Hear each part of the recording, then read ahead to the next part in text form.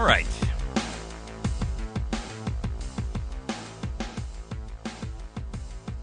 You know, for a different angle on events, for an analysis that is not what you normally hear out of the mainstream Ministry of Propaganda, you come to America's Voice Now. Because I'm willing to talk about and look where others won't. And I'm not saying I'm infallible, and I'm not saying I'm always right. But I believe that the logic that's associated and tied into a lot of the things that we talk about is hard to dismiss. Unless you just want to throw it out and say, it's all just conspiracy theory. He's just a conspiracy guy. He's just so negative. He's a cynic. Well, with all due respect, you know, I was talking about this NSA thing 20 years ago. Literally. Carnivore by the FBI. An echelon. Which for decades people said, that's just crazy talk. Turns out it wasn't, huh?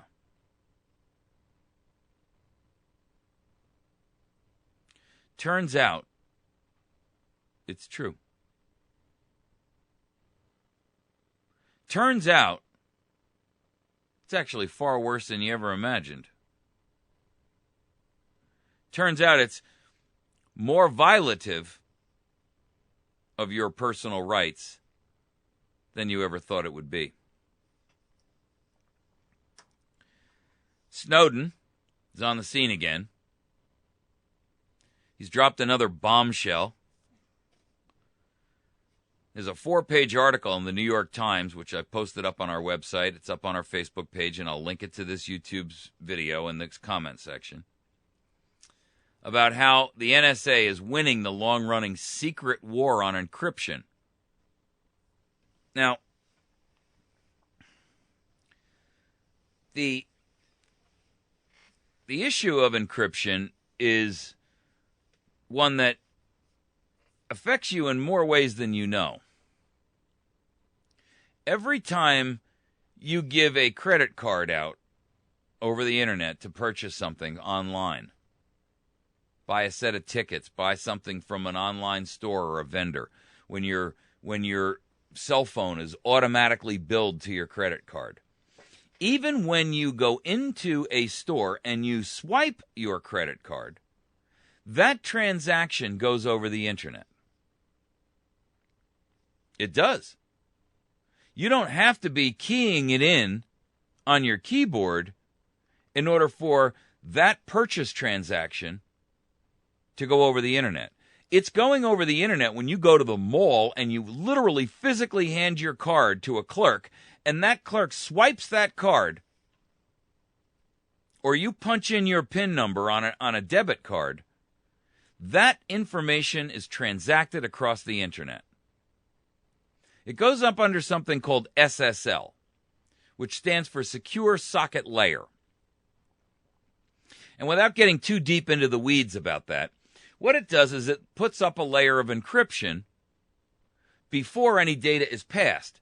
And that layer of encryption encapsulates the transaction, you know, the credit card number that goes across, the total amount of money, your PIN code, and whatever. And it does that for a reason. It's to keep somebody from literally being on the other end of the wire and capturing your credit card information and then going out and making up another credit card in your name and going to, Sears or wherever. But the NSA has broken SSL. And all secure and transactional type internet services are done over SSL. And it's not just, there are multiple layers of encryption that can be used on various types of things. the more sensitive the transaction. I mean, legally, according to federal law, you cannot accept a credit card without having secure socket layer associated to the transaction. It's illegal. It's not good business. It's mandatory. And yet, using supercomputers, technical trickery, court orders, persuasion, coercion, and frankly, downright threats, the NSA has effectively eliminated all potential areas of privacy. We're not even talking about you sending an email, because email is generally not encrypted. I mean, unless you're sending something sensitive to your work, or you're using, a tunneling protocol or something along those lines. But, every commerce and banking transaction is encrypted, whether it's done in person or over the internet. Every medical record that's transmitted from your doctor to your insurance company, that's secured under SSL and other encryption systems and methodologies. So, in other words, if the NSA has broken the SSL encryption systems and has gone to companies, private companies now, that produce encryption technology and forced them or bribed them or mandated or got in a court order to force them to give over a key to the back door, then nothing is sacred anymore. Nothing is secret. And these are everyday pieces of security, folks. We're not talking here about, some kind of surreptitious clandestine activity.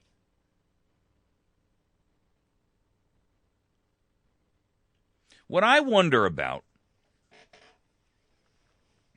is why corporate America is not having kittens over this. Because all of their secure transactions about a new product, a new launch, a new service, a merger, an acquisition, a stock transaction, a hiring, a firing, all of these actions that that companies do, their financial records, the transaction and the transmittal of those accounting records from the accounting department in the company to the bank, to the accountant itself. All of that goes over the internet. All of it is theoretically, until yesterday, thought to be secure. Why is corporate America not raising their voices in outrage? I mean, is the government that trustworthy that you're willing to allow your corporate sensitive information, your secrets, your trade secrets, your recipes, your banking transactions, your launches, your merger plans? You don't care if anybody in government sees those?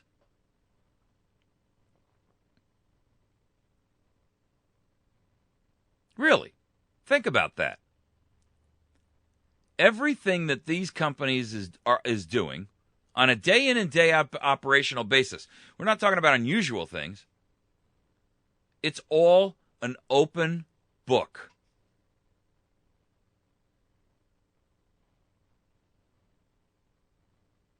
To me, I mean,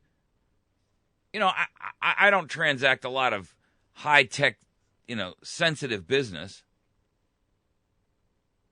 But there are an enormous number of large companies in the United States of America, and many small ones, who do. I mean, if somebody at the NSA is aware that company XYZ is considering doing a merger with company ABC in a hostile takeover, is that information that you want just anybody to have? is that information that we want just anybody to have? Why do I care about we? Well, it's pretty simple. If there's some guy who's an analyst at the NSA who can sit there and sniff that out and knows that IBM is getting ready to put in a bid for, Dell computers, what's he going to do? Buy Dell stock?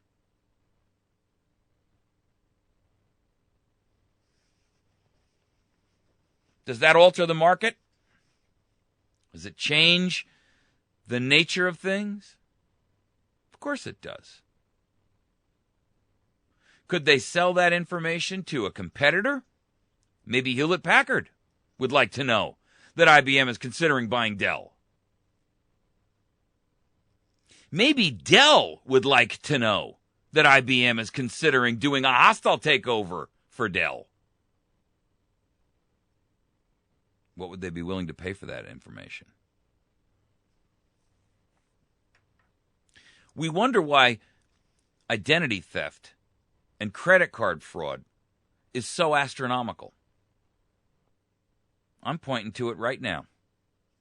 I'm going to tell you that I would be willing to bet that a significant level of the credit card fraud that occurs in the United States of America comes directly from the capture of the information that's transmitted across the internet, not by cyber thieves, but by cyber governments, thieves, government criminals. And then they sell it. It ain't hard to do. It ain't rocket science. See, users assume that everything is secure. And until yesterday, we were, thinking about services like PGP and Pretty Good Privacy and Silent Circle and LavaBit. But in 2000, the NSA went out and tried to force in 1996, tried to force companies to comply. You will remember that they tried something that they were trying to do. Remember the Clipper chip? That was the government's alternative solution to the NSA's option. And by the way, it's kind of interesting. The same people who are supporting what the NSA is doing now, when they were back in government in 96 and in the early 90s, these were the guys who were dead set against it. So what's happened between then and now? Heck, I don't know.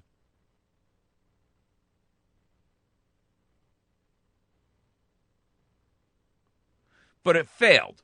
And it failed because public outcry was loud. What do you mean you're going to track and have a backdoor into everything I do? You can log into my computer anytime you want. See what I got on my hard drive. Business is flipped. Righteously so.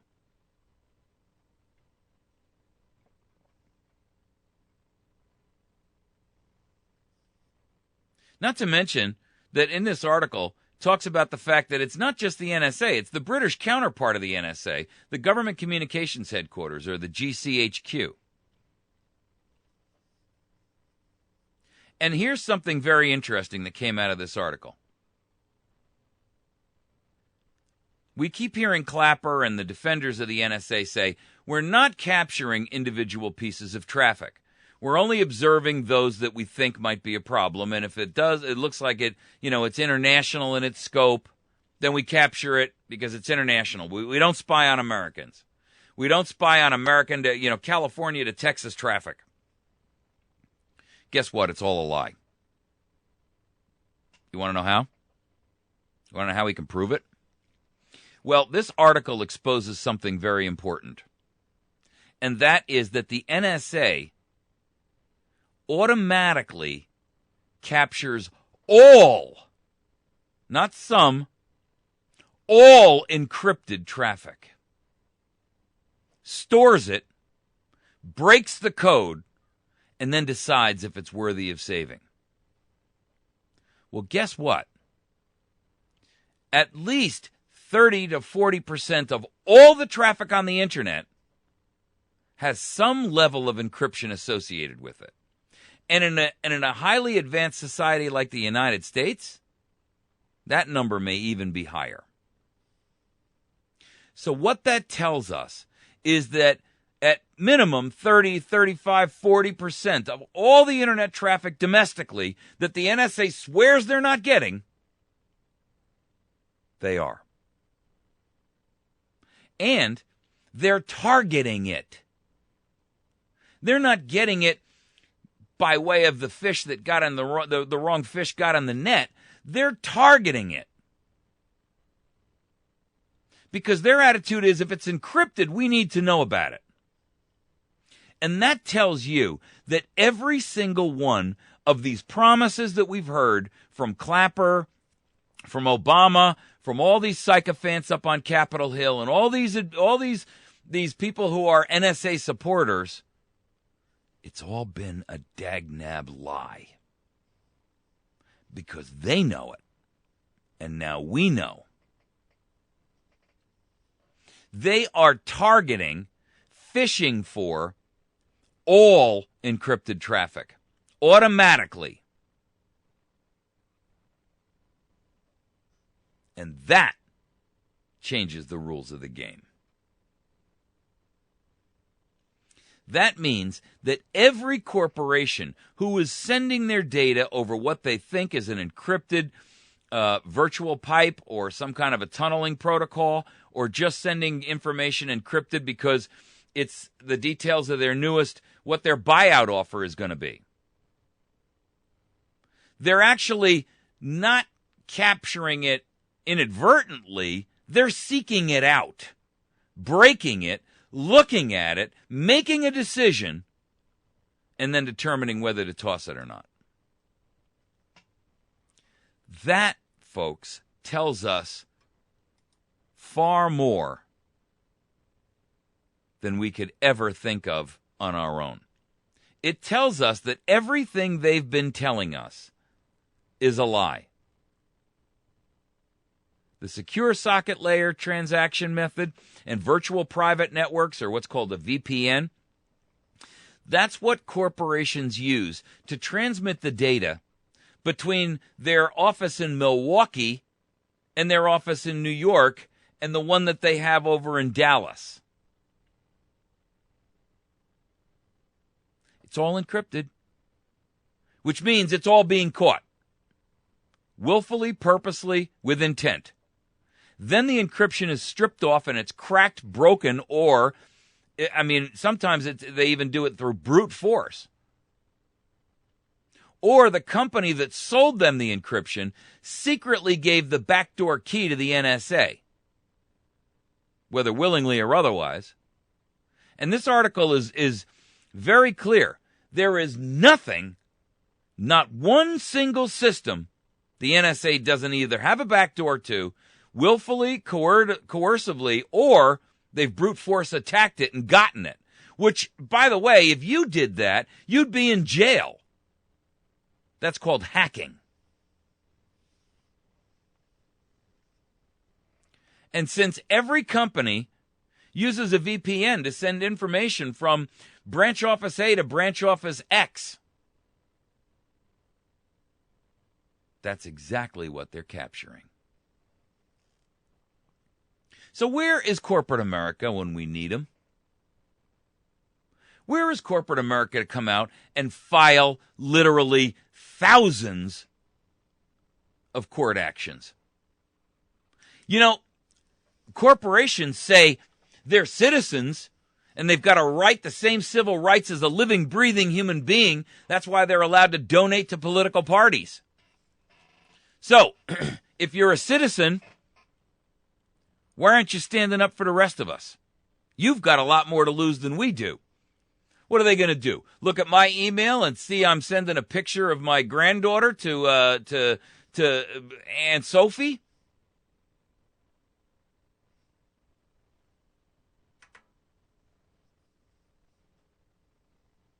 But they're looking at your skirts too. Corporate America should be outraged and going to war over this. And you're not. You should have been going to war 2 months ago. The federal court system should literally have every circuit out of the 12 that are out there should literally have tens of thousands of cases filed, bringing them to a screeching halt. Every company should be filing. All your proprietary data, all your trade secrets, all your patent information, all your wheeling and dealing. It's all wide open to the boys at the NSA.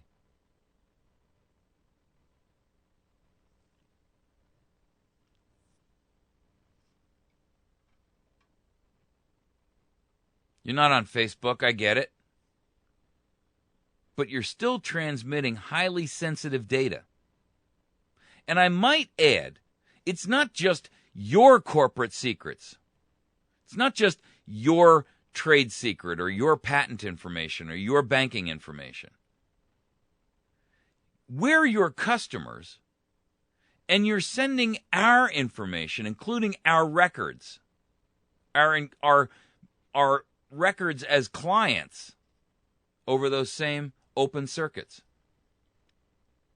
which includes our names, our addresses, our social security numbers, our passwords into our accounts with you, corporate America, our banking information, our credit cards that you hold on file in your websites. You see, you have a fiduciary responsibility to us because we gave you our information in good faith. We gave you our information believing that you had security capabilities that would enable us to feel confident and sleep at night that we were secure in lending you and letting you hold on to our proprietary data, our banking records, our health records, our information, our personal addresses, our passwords.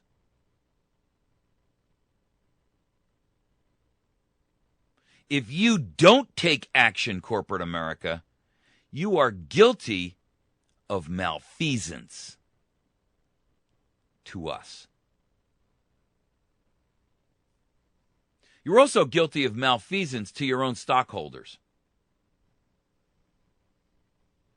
Because when the information about that merger you're planning or a stock buyback is picked up and acted upon by somebody at the NSA or some other agency, it affects those shareholders.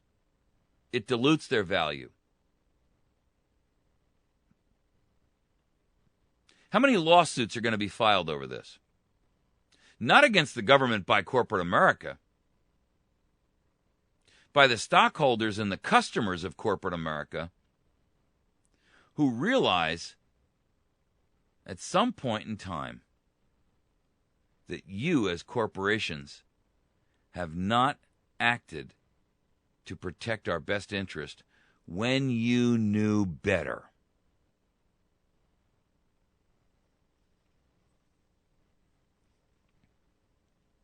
How about all the security companies that are giving these systems access to the NSA itself?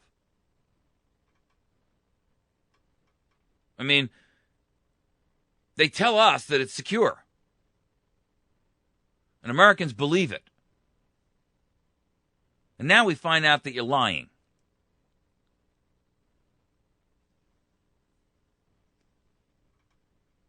Same goes for these internet companies who are selling us out.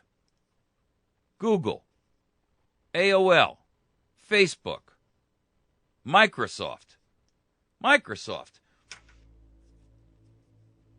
The number one active partner of the NSA.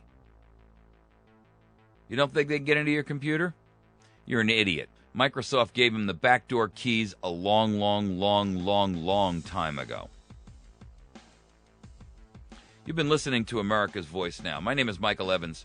I'm hoping to raise awareness. If you work for a corporation, you work for a large entity, do me a favor and share this video with senior representatives within your organization. And let's figure out what we can do, your clients, your shareholders, and you, to protect all of us. You can find this video at youtube.com/America's Voice Now, facebook.com/America's Voice Now, and americasvoicenow.org. Have a great day.